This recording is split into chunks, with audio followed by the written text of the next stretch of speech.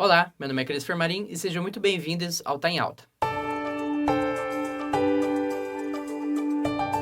No dia 25 de agosto é celebrado o aniversário de Chapecó, e neste ano a cidade completou 104 anos. Claro, contando a partir da emancipação, porque com certeza temos muito mais anos de história para relembrar.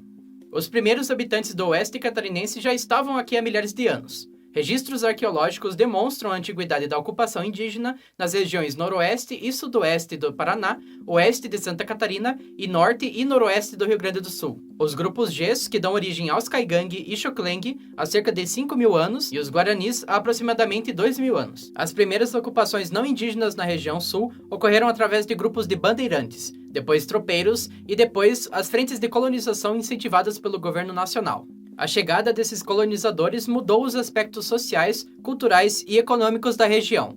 É nesse contexto que o município de Chapecó é emancipado, com uma área que abrangia toda a região oeste do estado de Santa Catarina. Com o tempo, municípios foram se desmembrando, Chapecó foi se transformando, novos habitantes foram e continuam chegando todos os anos. Tendo em vista o aniversário de emancipação de Chapecó, é importante que a população compreenda a perspectiva indígena nessa história, principalmente após os ataques atuais direcionados a essa população.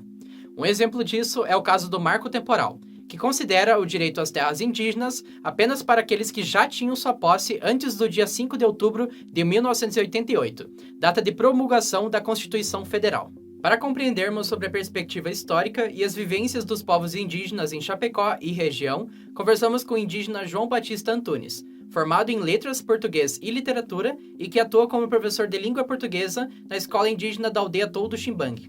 Eu nasci em Ceará, né? Mas, tipo assim, eu sou do período em que as terras haviam sido tomadas todas, né? As terras indígenas, mas sou descendente também da Fendó, né? Que é a nossa guerreira histórica aqui do Todo Ximbangue, que fez a luta pela retomada e garantia de território para a comunidade caingangue aqui do Todo Ximbangue. Meu avô materno é irmão da Fendó. E aí a minha mãe foi criada pela Fendó aqui mesmo no Todo Ximbangue. E quando ela ficou órfã de pai, como ela se criou longe da mãe dela, ela foi morar com a família do meu então, hoje, que é o meu pai, né? Que também é caingangue, e que também é dessa mesma família que é remanescente aqui do Todo Ximbangue. E Sim. aí aconteceu que o casamento da minha mãe e meu pai, a gente nasceu lá em Ceará, onde é hoje, onde tem a terra indígena todo o Pinhal, né? Experiência com outras escolas. Tive experiência de estágio numa escola de centro, e na mais periférico, em 2013, eu trabalhei na Escola São Francisco, a disciplina de língua portuguesa. Em 2014, no Lourdes Lago, daí é uma escola mais de classe média, né, que atende alunos, filhos de pais de classe média.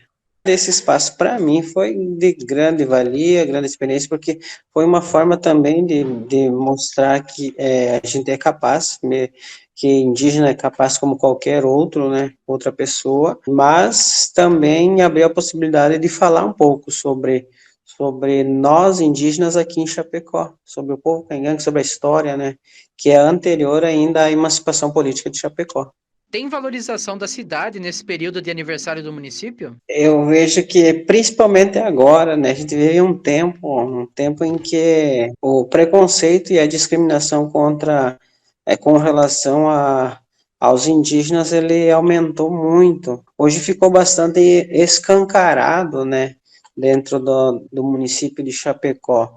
Tanto é que a gente passa, a gente, tipo, nós que tivemos essa experiência de estudar fora da aldeia, nós vivemos um tempo em que o processo de negação da identidade nossa foi enorme. Então, justamente essa questão de dizer que o indígena é vagabundo, que o indígena é bêbado. Então, inclui todo indígena dentro de um mesmo caldeirão e trata como iguais, né? Tipo assim, não, todo indígena é bêbado, todo indígena é vagabundo, e esquece que a gente tem uma cultura, a gente tem a cultura não de exploração, né? Que a gente não busca explorar o território assim para satisfazer as nossas vontades, os desejos. A gente teve um tempo que a gente lutou para sobreviver e hoje novamente a gente volta a esse retrocesso da dificuldade, da negação, né, constante da nossa existência em Chapecó.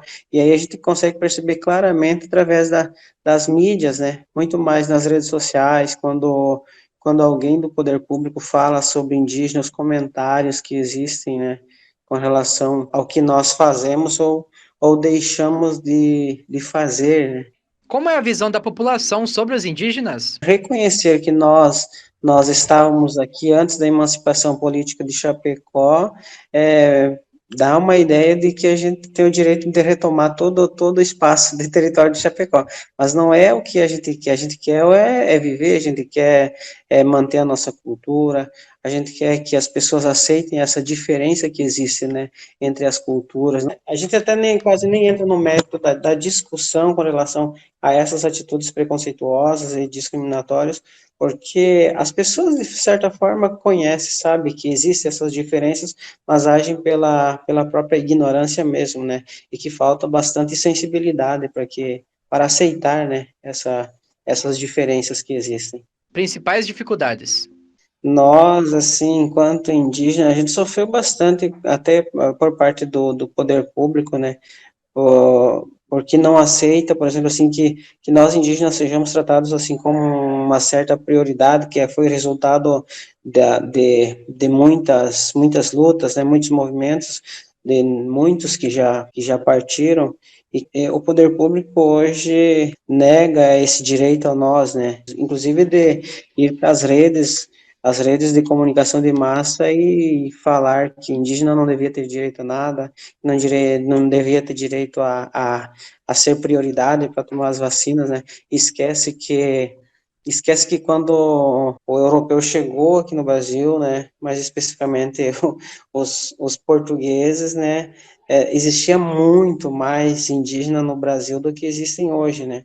Temos que ter esse tratamento de respeito, de reconhecimento como sujeitos originários, né, povos nativos do Brasil, e essa questão das prioridades, né, na assistência é justamente para nos manter, né, para nós nos manter como povo originário, como remanescente, que tem que ser para sempre, né, que não é para a gente terminar, que não é para acabar com o indígena do Brasil, que é a ideia do governo, a ideia dentro desse processo de negação, esse processo de integração, que é justamente para negar o que nós temos por direito, né, a essa questão da territorialidade. O que precisaríamos para mudar essa situação? Olha, na verdade é um papel muito mais educativo, que acredito que o princípio de tudo já deveria ter sido tomado como ponto de referência a educação, né? Discutir essa questão do povo indígena originário do Brasil, a questão dos direitos, a questão dessa questão da territorialidade, que nós não temos limite geográfico dentro dessa territorialidade, que mesmo eu estando no Totimbang, eu nasci no município de Ceará, onde hoje é o Todo Pinhal, eu pertenço a qualquer uma dessas terras e nós, indígenas, temos esse direito, né, de territorialidade, tanto é que nós estamos desde o Rio Grande do Sul até São Paulo, né, e outra coisa, a questão desse marco temporal, né, que desconhece os direitos, por exemplo, assim, nós temos aqui no Todo Timbang, nós temos uma parte do território que hoje nós usamos, a segunda, que é o Todo 2, em que também entra nessa discussão do marco temporal, porque foi posterior à Constituição de 88. Quando se discute o marco temporal, desconhece que nós, do Totimbang, nós temos um cemitério que faz parte desse espaço. Então já prova a minha territorialidade, já prova que eu estava aqui, que nós estávamos aqui muito antes, né, da Constituição de 88. Inclusive estávamos aqui desde sempre, né? Importância da representatividade na política. A minha esposa, ela foi candidata a vereadora no município de Chapecó. Ter uma indígena dentro do parlamento municipal traria a possibilidade de mostrar, de tirar nós da invisibilidade, do poder público estar tratando, por exemplo, o indígena, o pequeno indígena que está vendendo seu artesanato dentro da cidade, tratar como lixo, né? Tratar como algo que tem que ficar lá no mato, que é um lugar que não é dele.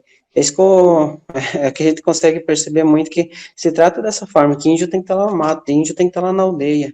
É como se a cidade que está ali também não invadiu, né, o espaço que é nosso. Indicação para quem quer compreender mais sobre o assunto.